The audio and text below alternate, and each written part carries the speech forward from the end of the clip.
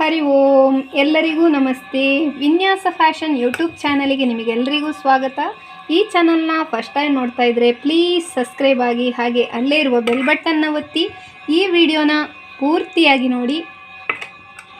ನಮ್ಮ ಚಾನಲ್ನ ಸಪೋರ್ಟ್ ಮಾಡೋದನ್ನು ಮರಿಬೇಡಿ, ಹಾಗೆ ಒಂದು ಲೈಕ್ ಕೊಡೋದನ್ನು ಮರಿಬೇಡಿ. ನಾನು ಇವತ್ತು ಮಾಡ್ತಿರುವಂತಹ ರೆಸಿಪಿ ಫ್ರೂಟ್ ಸಾಸಮ್ ಮಾಡೋದು ಹೇಗೆ ಅಂತ ಬನ್ನಿ ನೋಡೋಣ. ನೋಡಿ, ಇಲ್ಲಿ ನಾವು ಸಾಸಮ್ ಮಾಡ್ಕೊಳ್ಳಿಕ್ಕೋಸ್ಕರ ಒಂದು ಪೈನಾಪಲ್ ಅನಾನಸ್ ತಗೊಂಡಿದ್ದೇವೆ, ಹಾಗೆ ಒಂದು 20-25 ದ್ರಾಕ್ಷಿ ತಗೊಂಡಿದ್ದೇವೆ, ಹಾಗೆ ಒಂದು ಅರ್ಧ ಬಚ್ಚಂಗಾಯಿ ಬೇಕಿದ್ದರೆ ಹಾಕ್ಕೊಳ್ಬೋದು, ಬಚ್ಚಂಗಾಯಿ ಹಾಕದಿದ್ದರೂ ತುಂಬ ಟೇಸ್ಟ್ ಬರ್ತದೆ.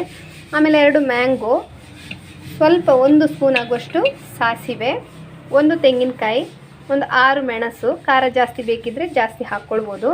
ಹಾಗೆ ಸಿಹಿಗೆ ಬೆಲ್ಲನೂ ಹಾಗೆ ರುಚಿ ನೋಡ್ಕೊಂಡು ಹಾಕ್ಕೊಳ್ಬೋದು. ರುಚಿಗೆ ತಕ್ಕಷ್ಟು ಉಪ್ಪು. ಈ ಸಾಸಮ್ನ ನಾವು ಬರೀ ಅನಾನಸಿಂದಲೂ ಮಾಡ್ಕೊಳ್ಬೋದು.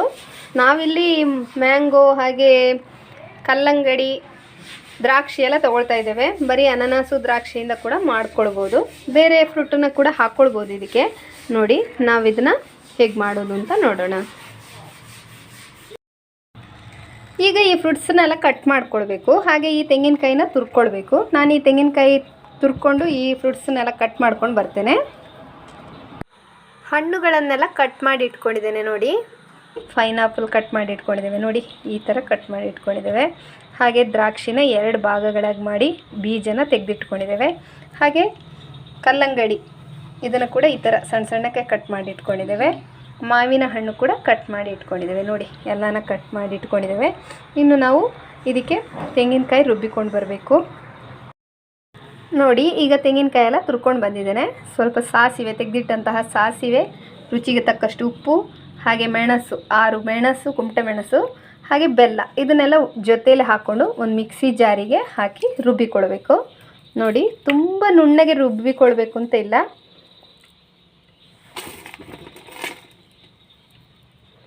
ಸ್ವಲ್ಪ ತರಿಯಾಗಿ ರುಬ್ಬಿಕೊಳ್ಬೇಕು. ನೋಡಿ, ನಾನೀಗ ರುಬ್ಬಿ ತೋರಿಸ್ತೇನೆ. ಇದನ್ನು ರುಬ್ಬಿಕೊಂಡು ಬರುವ, ಸ್ವಲ್ಪ ನೀರು ಹಾಕ್ಕೊಂಡು ರುಬ್ಬಿಕೊಂಡು ಬರುವ. ತುಂಬ ನುಣ್ಣಗೆಯೂ ಬೇಡ, ಹಾಗೆ ತುಂಬ ನೀರು ಹಾಕ್ಕೊಳ್ಳೋದು ಬೇಡ.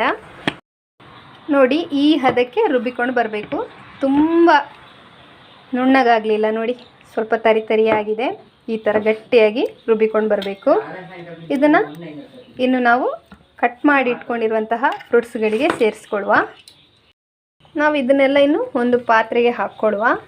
ನೋಡಿ, ಕಟ್ ಮಾಡಿರುವಂತಹ ಎಲ್ಲ ಫ್ರೂಟ್ಗಳನ್ನು ಒಂದು ಪಾತ್ರೆಗೆ ಹಾಕ್ಕೊಳ್ತಾ ಇದ್ದೇನೆ. ಹಾಗೆ ಮ್ಯಾಂಗೋ,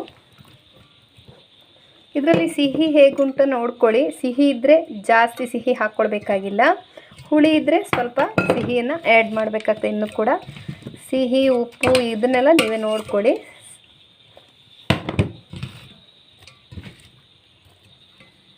ನೋಡಿ, ಇಷ್ಟು ಉಳಿಸಿದ್ದೇನೆ, ಇಷ್ಟೇ ಹಾಕ್ಕೊಂಡಿದ್ದೇನೆ. ಕಲ್ಲಂಗಡಿ ಜಾಸ್ತಿ ಹಾಕ್ಕೊಳ್ಬೇಡಿ, ನೀರು ಆಗ್ತದೆ. ಎಲ್ಲ ಫ್ರೂಟ್ಸ್ಗಳಿಗೆ ಮೊದಲು ಒಂದು ಸ್ವಲ್ಪ ಉಪ್ಪು ಹಾಕ್ಕೊಳ್ಬೇಕು. ನೀವು ರುಬ್ಬಿಕೊಂಡಿರುವಂತಹ ಮಿಕ್ಸರ್ನಲ್ಲಿ ಎಷ್ಟು ಉಪ್ಪಿನ ಅಂಶ ಉಂಟು ಅಂತ ನೋಡ್ಕೊಳ್ಳಿ. ಅದಕ್ಕೆ ಮಾತ್ರ ಹದ ಇದೆ ಅಂದರೆ ಇದಕ್ಕೂ ಸ್ವಲ್ಪ ಉಪ್ಪು ಹಾಕ್ಕೊಳ್ಳಿ. ಎಲ್ಲ ಒಂದು ಫ್ರೂಟ್ಗಳಿಗೆ ಉಪ್ಪು ಹಾಕಿ ಒಮ್ಮೆ ಚೆನ್ನಾಗಿ ಮಿಕ್ಸ್ ಮಾಡ್ಕೊಳ್ಳಿ. ಯಾಕಂದರೆ ಈ ಎಲ್ಲ ಅಂದರೆ ಹುಳಿ ಇರ್ತದೆ, ಸಿಹಿ ಇರ್ತದೆ. ಅದಕ್ಕೆ ಈ ಉಪ್ಪು ತಾಗಿದ್ರೆ ಇನ್ನೂ ಕೂಡ ಟೇಸ್ಟಿಯಾಗಿರ್ತದೆ. ಉಪ್ಪು ಎಳೆಯುವ ಥರ, ಅಂದರೆ ಉಪ್ಪು ತಾಗುವ ಥರ ಮಿಕ್ಸ್ ಮಾಡ್ಕೊಳ್ಳಿ. ನೋಡಿ, ಈ ಥರ ಚೆನ್ನಾಗಿ ಮಿಕ್ಸ್ ಆದ ನಂತರ ನಾವು ರುಬ್ಬಿಟ್ಕೊಂಡಿದ್ದೀವಲ್ಲ ಅದನ್ನು ಹಾಕ್ಕೊಳ್ಬೇಕು. ನೋಡಿ, ಈ ಥರ ಹಾಕ್ಕೊಳ್ಬೇಕು. ನೀರು ಫಸ್ಟೇ ಹಾಕ್ಲಿಕ್ಕೆ ಹೋಗಬೇಡಿ.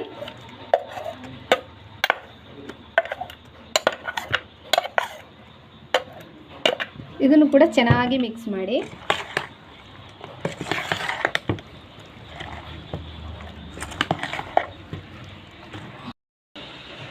ನೋಡಿ, ಈ ಥರ ಚೆನ್ನಾಗಿ ಮಿಕ್ಸ್ ಮಾಡ್ಕೊಳ್ಬೇಕು. ಉಪ್ಪು ಸಿಹಿ ಸಾಕಂತ ನೋಡ್ಕೊಳ್ಳಿ.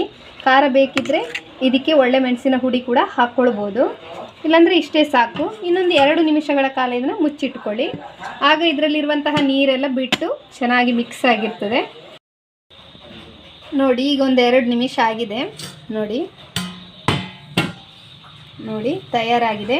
ಈಗ ಇದನ್ನು ಪುನಃ ಒಮ್ಮೆ ಮಿಕ್ಸ್ ಮಾಡಿಕೊಡುವ. ನೋಡಿ ನೀರೆಲ್ಲ ಅಲ್ಲೆಲ್ಲಿ ಒಂದು ಸ್ವಲ್ಪ ಬಿಟ್ಕೊಂಡಾಗಿದೆ. ಇದನ್ನು ಇನ್ನೊಮ್ಮೆ ಪುನಃ ಮಿಕ್ಸ್ ಮಾಡಿಕೊಂಡು 1 ಸ್ಪೂನ್ ಆಗುವಷ್ಟು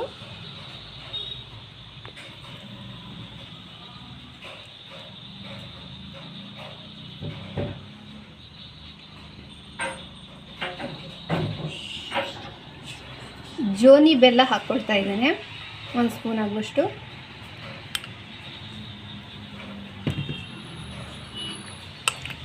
ಜೋನಿ ಬೆಲ್ಲ ಅಥವಾ ತುಪ್ಪ, ಜೇನುತುಪ್ಪ ಕೂಡ ಹಾಕ್ಕೊಳ್ಬೋದು. ಆನಂತರ ಒಮ್ಮೆ ಚೆನ್ನಾಗಿ ಮಿಕ್ಸ್ ಮಾಡಿದರೆ ತುಂಬ ಟೇಸ್ಟಿಯಾಗಿರುವಂತಹ ಹಾಗೂ ಆರೋಗ್ಯಕರವಾಗಿರುವಂತಹ ಫ್ರೂಟ್ ಸಾಲ್ಸಮ್ ರೆಡಿ. ಈ ಮಳೆಗಾಲದಲ್ಲಿ ಫ್ರೂಟ್ ಸಲಾಡ್ ಅಂದರೆ ಐಸ್ ಕ್ರೀಮ್, ಆಮೇಲೆ ಕಸ್ಟರ್ಡ್ ಪೌಡ್ರೆಲ್ಲ ಹಾಕಿ ಮಾಡಿ ಕೊಡೋದಕ್ಕಿಂತ ಈ ಥರ ತೆಂಗಿನಕಾಯಿನ ತುರಿದು, ತೆಂಗಿನಕಾಯಿ ಅಂದರೆ ಆರೋಗ್ಯಕ್ಕೂ ಒಳ್ಳೆಯದು, ಈ ಥರ ಮಾಡಿಕೊಟ್ರೆ ತುಂಬ ಇಷ್ಟಪಟ್ಟು ಮಕ್ಕಳು ತಿಂತಾರೆ. ಸೂಪರ್ ಆಗಿದೆ. ಊಟಕ್ಕೆ ಅಂತ ಮಾಡಿರುವಂತಹ ಈ ಫ್ರೂಟ್ ಸಾಲ್ಸಮ್ನ ಮಕ್ಕಳೆಲ್ಲ ಟೇಸ್ಟ್ ಮಾಡ್ತಾ ಇದ್ದಾರೆ. ತುಂಬಾ ಚೆನ್ನಾಗಿದೆ, ತುಂಬಾ ಟೇಸ್ಟಿಯಾಗಿದೆ ಅಂದರು. ಅದಕ್ಕೆ ನಾನು ಕೂಡ ಜೊತೆಯಲ್ಲಿ ಟೇಸ್ಟ್ ಮಾಡ್ತಾ ಇದ್ದೇನೆ. ನಿಜವಾಗ್ಲೂ ಚೆನ್ನಾಗಿತ್ತು, ಚೆಂದಾಗಿದೆ, ತುಂಬ ಟೇಸ್ಟಿಯಾಗಿದೆ. ಹೀಗೆ ಕೂಡ ತಿನ್ಬೋದು. ಮಕ್ಕಳಿಗೆ ಫ್ರಿಜ್ಜಲ್ಲಿ ಇಟ್ಟು ಕೊಟ್ಟರು ತುಂಬ ಟೇಸ್ಟಿ ಮಾಡಿ ತಿಂತಾರೆ. ಇದಕ್ಕೆ ಬಾಳೆಹಣ್ಣು ಕೂಡ ಸೇರಿಸ್ಕೊಳ್ಬೋದು. ಹಾಗೆ ಇದನ್ನು ಊಟಕ್ಕೆ, ನಮಗೆ ಅರ್ಜೆಂಟಿಗೆ ಊಟಕ್ಕೆ ಕೂಡ ಮಾಡ್ಕೊಳ್ಬೋದು. ಹಸಿಯಾಗಿ ಊಟಕ್ಕೆ ಒಂದು ಚೆನ್ನಾಗಿರುವಂತಹ ಒಂದು ಸಾನ್ಸಮ್ ಅಂತ ಹೇಳ್ಬೋದು. ಬರೀ ಮಾವಿನ ಹಣ್ಣಿಂದ ಸಾನ್ಸಮ್ ಮಾಡೋದಲ್ಲ, ಈ ಥರ ಎಲ್ಲ ಫ್ರೂಟ್ಸ್ಗಳು ಸೇರಿಸಿ ನಾವು ಸಾನ್ಸಮ್ ಮಾಡಿದರೆ ಮಕ್ಕಳು ಕೂಡ ಇಷ್ಟಪಟ್ಟು ಎಲ್ಲ ಫ್ರೂಟ್ಸನ್ನು ತಿಂತಾರೆ.